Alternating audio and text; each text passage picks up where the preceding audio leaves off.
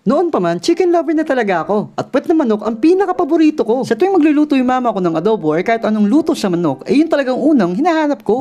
Ma, ba't parang walang puwet ng manok dyan?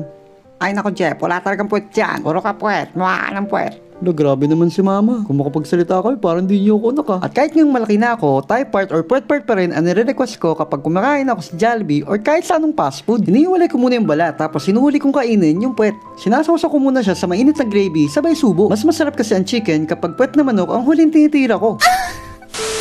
Isang araw, naisipan kong i-treat yung sarili ko sa Jollibee dahil bagong sahod ako nun sa call center. Ate, isang 2-piece chicken joy, pwedeng Thai part? Okay po, sir. Thank you, ate. A few moments later. Huh? Ate, di ba sabi ko Thai part? Sir, sorry po. Wala na pong available na Thai part. Ayun ate, oh, may isang Thai part pa sa warmer, oh. Baka naman ating pwedeng palitan tong wing part ng Thai part na lang. Okay po, sir. Thank you. Bago siguro to si ate. Tingnan mo Mare, nasa unahan mo, napakabagal. Oo nga Mare, chicken joy lang naman in order, napakatagal. Yo, ayos tong mga marites na to, ah. Mga manang, kung makapag-usap kayo, parang di ko naririnig, ah. Ano bang pakin nyo kung mabagal ako mag-order, ha? Kasalanan ko bang mabagal counter dito? Hilahin ko mga dila nyo dyan, eh. Mga manang, kung di kayo makapaghintay, lumipat po kayo dun sa priority lane. Dun po pila ng mga matatanda. Hindi pa kami senior. Hala, nagalit. Isa sa mga naranasan ko bilang customer sa Jollibee or kahit saang fast food, yung ang sarap-sarap ng kain mo, biglang may lalapit at gusto makashare sa table mo. Nagpapaupo naman talaga ako ng buntis, ng matanda, at basta maganda lang yung approach. Kuya, pwedeng makishare ng table? Huh? Sure ate, pwede. Wala namang kasama dito eh. Pero meron ding ibang mga customer, tatayo lang sila sa gilid ng table mo, titingnan ka lang nila na para bang gusto nilang madali yung pagkain mo, makaupo lang sila. Nakakainis, di ba? Tara Mare, dito na lang tayo umupo. Mukhang patapos na siya kumain. Pinagsasabihin na itong mga to. Mga bulag ba kayo? Di pa nga ubos yung chicken ko dito. Mag-order pa nga ako na extra rice eh. Ano, mamadaling ko yung pagkain ko para lang sa inyo? Sino ba kayo? Tara Mare, lipat na lang tayo ibang table. Mukhang hindi magpapaupo to. Buti naman. Sa Jollibee, meron tinatawag na OOT o Outside Order Taker. Pag mahaba ng pila sa counter, iti-take mo yung order ng customer. Tapos, isigo mo na malakas yung order ng customer sa kitchen or sa PC. Para pagdating ni customer sa counter, may serve agad yung order niya. Ito pala yung mga ilan sa mga calling code na minemorize namin noon para mapadali yung pag-call namin sa PC or sa kitchen. At dahil mahihain ako mag-OOT, nagpakabisi-bisihan na lang ako kunwari. Jepoy, long line, pa-OOT ako. Sige sir, knowledge po. Lang yan buhay ito. Eto nga pala yung mga customer na encounter ko nung nag-OOT ako. Hi sir, ano pong order nila? Sorry po, ano po ulit? Napakahina naman ng boses na ito. Parang nabulong. 1-piece burger steak po ba? Dine-in po or take-out? Lalakasan mo boss mo o sasakaling kita. At meron din mga customer na oo lang ng oo. Hi sir, may order na po ba sila? C3. Ay, C4 pala. Chicken with spaghetti po or chicken with palabok? Oo. Spaghetti or palabok? Oo. Sikmuraan ko kaya ito sa likod. Chicken with palabok po? Oo. Dine-in po or take-out? Oo. Lolo mo, oo. PC Advance Call Fiesta Meal 1 please. At pagdating ng customer sa counter, chicken with palabok, sir? Hindi, miss. Chicken spaghetti order ko. Okay po, sir. Japoy, paayos naman ang OOT. Lo, ba't parang kasalanan ko? Okay na. At meron din customer na katulad nito. Good morning, sir. Ano pong order nila? Isang chicken joy nga. Large na yung coke sa kadalawang extra rice. Oh, grabe naman hininga nyo, sir. Sumusuntok. Toothbrush din, sir, pag may time. Hep. Charot lang yan, syempre. Kahit may naamoy naman ako sa customer, hindi ko nang pinapahalata. Bilang respeto pa din, di ba? Pinigilan ko ng paghinga ko para hindi ko maamoy. Para hindi ako makasakit, di ba? May mga taong ganun talaga ang sakit or sadyang gutom lang talaga sila. Kaya intindihin na lang natin sila. Toothpaste, sir, bago gusto yung mag-add. Anong sabi mo? Lo, ask ko po kung 2-piece chicken or 1-piece lang po. 1-piece lang. Buti na lang, nakalusot. Nung nasa counter naman ako, eto pa yung mga ibang pasaway na customer na nakaharap ko. Unahin na natin ang magjowang ang tatagal mag-order. Hi ma'am sir, welcome to Jollibee. Ano pong order nila? Babe, anong gusto mo? Ikaw na bahala babe. Gusto mo ng chicken joy?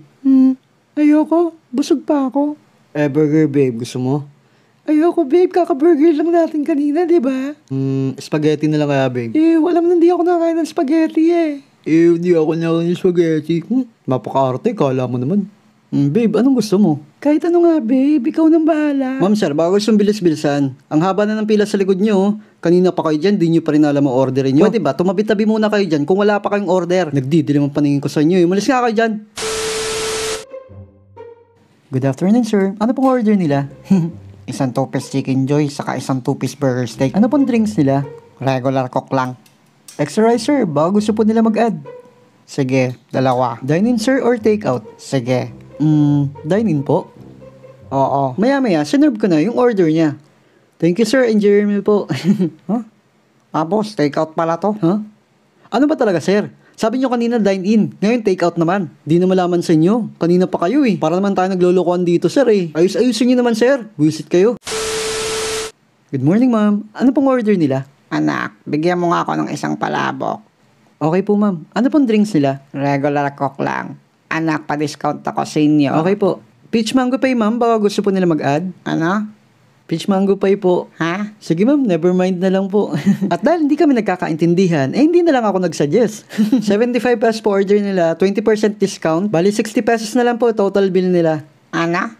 60 po ma'am. 64? 60 pesos po. 60. Ba't ka sumisigaw? Halo? Kwento ko naman sa inyo yung mga naging manager ko sa Jollibee. May mga manager ako mababait at may malasakit talaga sa aming mga crew. Jepoy, okay ka lang ba dyan? Yes po sir. Sige, mag-break time ka muna para nakakain ka na bago mag-pick maya-maya. Sige po sir, knowledge po. Meron ako naging manager na gusto niya lagi ako nakangiti at ayaw niya makita ka na malungkot ka habang naka-duty. Jepoy, ba't di ka nakasmile? Hala, si Ma'am Donalyn.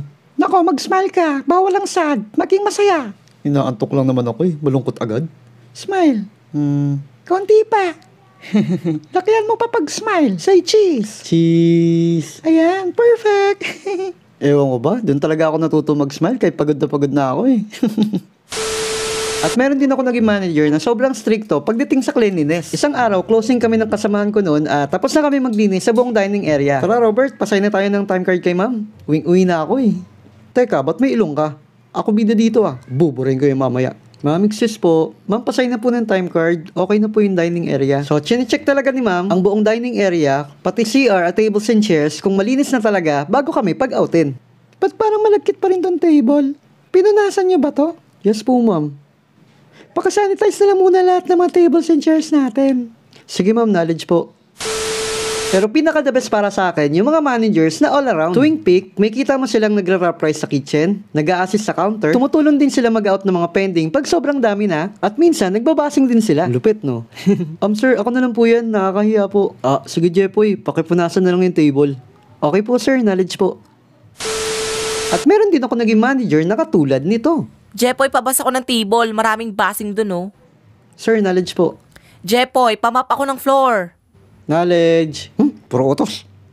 Jepoy, pawalis ako dyan sa labas. Ang daming cigarette butts.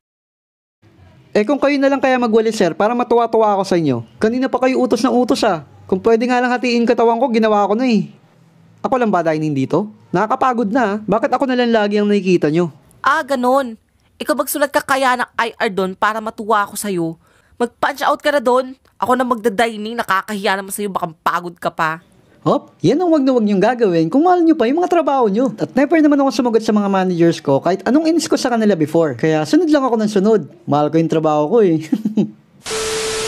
Thankful ako sa mga naging managers ko sa Jollibee noon. Sila ang mga tinuring kong mga teachers sa work. Bukod sa mga standard operating procedure at disiplina, tinuruan din nila ako ma-improve ang sarili ko na hanggang ngayon, dala-dala ko.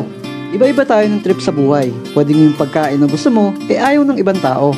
Or kung ayaw mo, gusto naman ng iba. Let's respect each other differences na lang, di ba? As long as we're happy, go for it. May mga bagay na kailangan nating sabihin sa ibang tao para mag-improve sila. And there are some things that are very left unsaid. Pag-isipan nating mabuti ang sasabihin natin sa kapwa natin. Kung makakasakit ba ito o hindi. Because words cut deeper than a knife. We can criticize someone in a nice way in order for them to improve without hurting their feelings.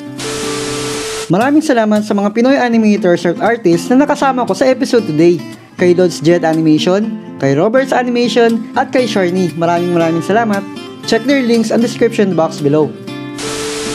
Thank you nga pala sa lahat ng mga nagpadala at nag-send ng kanilang drawings at fan arts. Especially kay Jaitzil James Guico na anak ng kaibigan kong sila Myla Camille at kay Java na nagbo-birthday ngayon. Happy birthday sa'yo.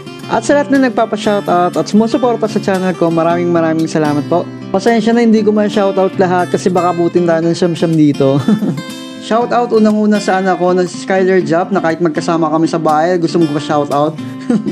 Uy, tama na Roblox dyan. Shoutout din sa classmate niyang sila Mark Sander Aquino at kay Pearl Fontilla, hello sa inyo. At sa mga kalaro niyang sila Makoy at si Genesis A. Ramusura, hello sa inyo, magpakabait kayo Hello kila Nika Dolot at Tessa De Lima, kay Kyla Shane Sablan at kay Laila Labagala, kay Maria Jeremiah Buligan at sa kanyang baby, hello sa iyo. Kay Bennett Chance at sa mga anak niyang sila Kylie Xavier, Vera Mills Sings at Maria Elena Carlisle, hello sa inyo. Kay Shai Karwal at sa anak niyang si Shathina, Shay Asne, Emerald Chris from Butuan, hello. Dexter Domdong from Kingdom of Saudi Arabia, Dred Bayubo from Japan, at kay April Joy Kidding Manila at sa anak niya si Zeus Nathan, hello sa'yo. At kay Idol Jeje Naboa, maraming salamat sa lahat ng suporta. Shoutout din sa Jollibee Commonwealth Batasan na nag-celebrate ng kanilang first anniversary last February 14. Happy anniversary po sa inyo!